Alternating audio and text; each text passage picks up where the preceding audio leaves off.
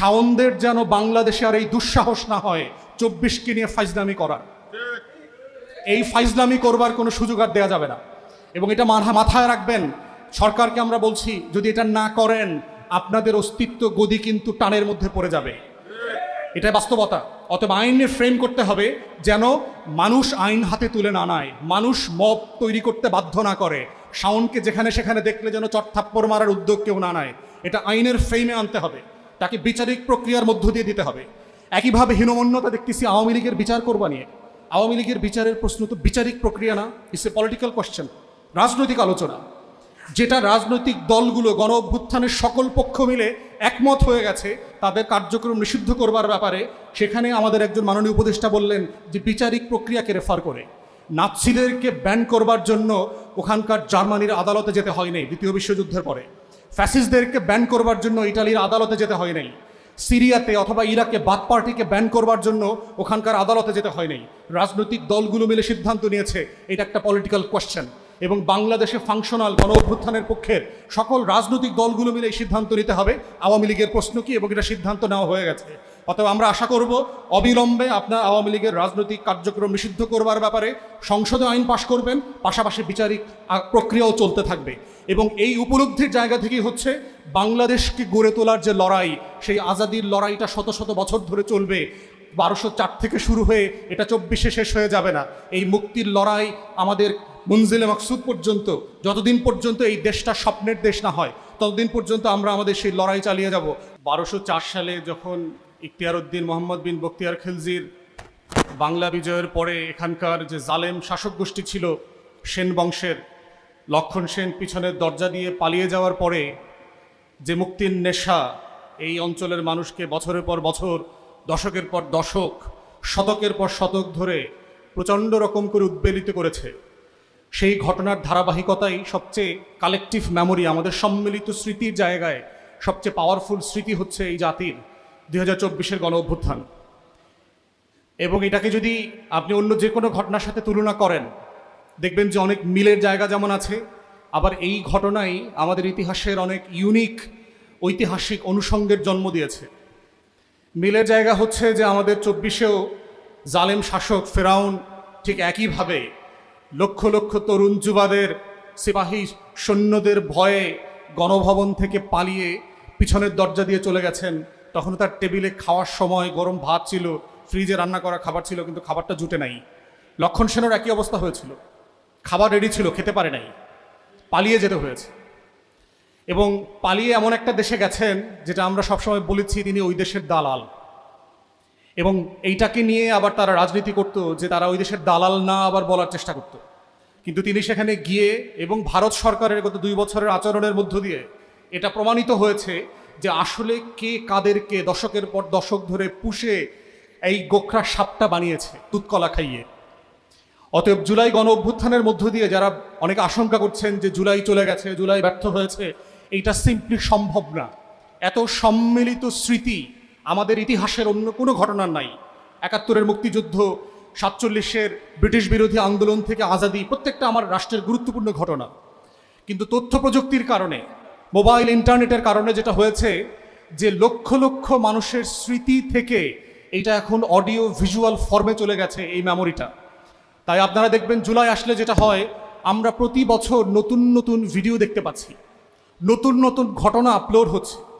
গত কয়েকদিন আগে প্রথমবার এই ভিডিওটা দেখলাম যে একজন গুলিবিদ্ধ তরুণ শহীদ হবার আগে তাকে যারা আহত অবস্থায় তুলে নিয়ে যাচ্ছে তাদেরকে সে বলছে আমার মায়ের ফোন নাম্বারটা রাখেন, তাকে একটু জানিয়ে দেবেন যে আমার লাশটা কোথায় আছে। অতএব এই যে সম্মিলিত স্মৃতি, মেমোরি, এবং সবচেয়ে বড় অর্জন যেটা আমরা দেখতে পাচ্ছি সেটা হচ্ছে রাজনৈতিক দলগুলো যখন জুলাইয়ের আকাঙ্ক্ষা থেকে পিছনে ফিরে আসতেছে, আমাদের তরুণরা, আমাদের যুবকরা রাজনীতির বাইরে এসে জুলাইকে ধারণ করছে, জুলাইয়ের মালিকানা নিচ্ছে। এবং তরুণরা, যুবকরা যখন জুলাইয়ের মালিকানা নিয়ে নেবে তখন বুঝতে হবে যে বর্তমান রাজনৈতিক দলগুলো কিভাবে অপ্রাসঙ্গিক হয়ে গেছে, তারা জুলাইকে ধারণ করতে পারছে না। এবং এই ঘটনাগুলো কিন্তু বারবার ঘটতেছে। গত প্রায় 10 বছর ধরে যদি দেখেন, কোটা বিরোধী আন্দোলন হয়েছে তরুণদের নেতৃত্বে, কিন্তু কোনো রাজনৈতিক ছাত্র সংগঠনের নেতৃত্বে না। ভ্যাট বিরোধী আন্দোলন হয়েছে তরুণদের নেতৃত্বে, কিন্তু কোনো ছাত্র সংগঠনের নেতৃত্বে না। নিরাপদ সড়ক চাই আন্দোলন হয়েছে আমাদের শিশু কিশোর, আমাদের তরুণদের নেতৃত্বে, কিন্তু কোনো রাজনৈতিক দলের নেতৃত্বে না। ঠিক একইভাবে 24-এর গণ অভ্যুত্থান দেখেন, আমাদের বড় বড় রাজনৈতিক দলগুলো গত 17-18 বছর ধরে টানা ফ্যাসিবাদ বিরোধী লড়াই করেছে, কিন্তু তাদের নেতৃত্বে এই গণ অভ্যুত্থানটা হয় নাই। কিন্তু তাদের অনেক ত্যাগ আছে, তারা ফ্যাসিবাদের হাতে মজলুম ছিলেন, জুলুমের শিকার হয়েছেন। অতএব এই যে তরুণদের ভিতরে একটা অনুভূতি তৈরি হচ্ছে যে বছরের পর বছর ধরে যে রাজনৈতিক দলগুলো আসলে আমাদের কথা শুনছে না, আমাদের আকাঙ্ক্ষাকে বুঝতে পারছে না, আমাদের স্বপ্নগুলো নিয়ে তাদের কোনো ভাবনা নাই, তারা এক ভিন্ন গ্রহে থাকেন। তারা মনে করেন তাদের বাপের নামে, মায়ের নামে, ছেলেমেয়ের নামে, বোন নামে গ্রাম, ইউনিয়ন, জেলা, উপজেলার নাম বদলে দেবেন এবং এটাই হচ্ছে বাংলাদেশ। সে বুঝতে পারছে না যে আমরা ওই বাংলাদেশে এখন আর থাকি না। ওই বাংলাদেশের রাজনীতি যারা করতে তাদেরকে 24-এ বিদায় করে দেওয়া হয়েছে।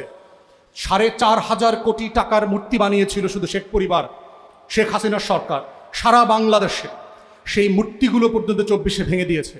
অতএব বুঝতে হবে বাপ মা, পোলাপান, বংশ এদের পূজা করবার রাজনীতি দেখবার জন্য 24 পরবর্তী জাতি, সত্তা, তরুণরা আসলে প্রস্তুত না।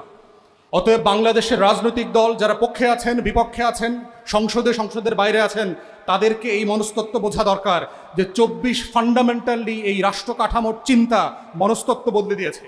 যদি এই উপলব্ধিতে আপনারা আসতে না পারেন, মনে রাখবেন যে বাংলাদেশ থাকবে, বাংলাদেশের লাল সবুজের পতাকা থাকবে, এখানে রাজনীতি থাকবে, স্বপ্ন থাকবে, লড়াই থাকবে, শুধু আপনারা থাকবেন না।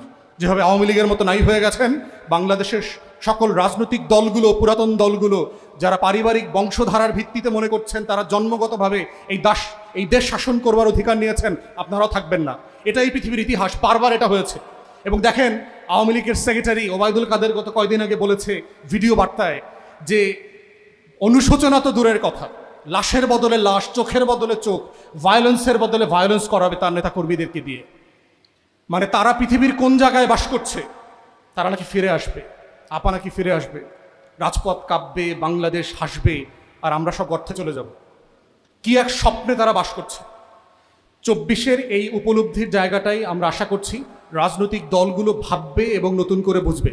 এখানে আমাদের 24-এর গণ অভ্যুত্থানের শহীদ জননী আছেন বেগম রোকেয়া আপা, এবং মাননীয় সংসদ সদস্য যারা আছেন, সংসদকে আমরা অনুরোধ করছি, শফিক ভাই একটু বলে গেছেন, 24-কে প্রোটেক্ট করবার জন্য 24-এর স্যাংটিটি, সম্মান, মর্যাদা, 24-এর ঘটনা এবং 24-এর এই শহীদদের বিচার, আহতদেরকে পুনর্বাসন মিলায় একটা আইন করতে হবে। সকল দল মিলে এই আইন করতে হবে। শাওনদের যেন বাংলাদেশে আর এই দুঃসাহস না হয় 24-কে নিয়ে ফাইজলামি করা। এই ফাইজলামি করবার কোনো সুযোগ আর দেওয়া যাবে না। এবং এটা মাথায় রাখবেন, সরকারকে আমরা বলছি, যদি এটা না করেন আপনাদের অস্তিত্ব গদি কিন্তু টানের মধ্যে পড়ে যাবে। এটা বাস্তবতা। অথবা আইনের ফ্রেম করতে হবে যেন মানুষ আইন হাতে তুলে না নেয়, মানুষ মব তৈরি করতে বাধ্য না করে, শাওনকে যেখানে সেখানে দেখলে যেন চটথাপ্পড় মারার উদ্যোগ কেউ না নেয়। এটা আইনের ফ্রেমে আনতে হবে, তাকে বিচারিক প্রক্রিয়ার মধ্য দিয়ে দিতে হবে। একইভাবে হীনমন্যতা দেখতেছি আওয়ামী লীগের বিচার করবা নিয়ে।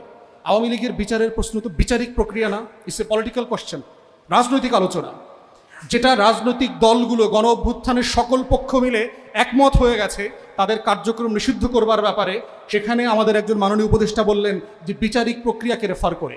নাৎসিদেরকে ব্যান করবার জন্য ওখানকার জার্মানির আদালতে যেতে হয় নাই দ্বিতীয় বিশ্বযুদ্ধের পরে, ফ্যাসিস্টদেরকে ব্যান করবার জন্য ইটালির আদালতে যেতে হয় নাই, সিরিয়াতে অথবা ইরাকে বাথ পার্টিকে ব্যান করবার জন্য ওখানকার আদালতে যেতে হয় নাই। রাজনৈতিক দলগুলো মিলে সিদ্ধান্ত নিয়েছে, এটা একটা পলিটিক্যাল কোয়েশ্চেন। এবং বাংলাদেশে ফাংশনাল গণ অভ্যুত্থানের পক্ষের সকল রাজনৈতিক দলগুলো মিলে এই সিদ্ধান্ত নিতে হবে আওয়ামী লীগের প্রশ্ন কি, এবং এটা সিদ্ধান্ত নেওয়া হয়ে গেছে। অতএব আমরা আশা করব অবিলম্বে আপনার আওয়ামী লীগের রাজনৈতিক কার্যক্রম নিষিদ্ধ করবার ব্যাপারে সংসদে আইন পাশ করবেন, পাশাপাশি বিচারিক প্রক্রিয়াও চলতে থাকবে। এবং এই উপলব্ধির জায়গা থেকেই হচ্ছে বাংলাদেশকে গড়ে তোলার যে লড়াই, সেই আজাদির লড়াইটা শত শত বছর ধরে চলবে। 1204 থেকে শুরু হয়ে এটা 24-এ শেষ হয়ে যাবে না। এই মুক্তির লড়াই আমাদের মঞ্জিলে মাকসুদ পর্যন্ত, যতদিন পর্যন্ত এই দেশটা স্বপ্নের দেশ না হয় ততদিন পর্যন্ত আমরা আমাদের সেই লড়াই চালিয়ে যাব। সবাইকে অসংখ্য ধন্যবাদ। আসসালামু আলাইকুম।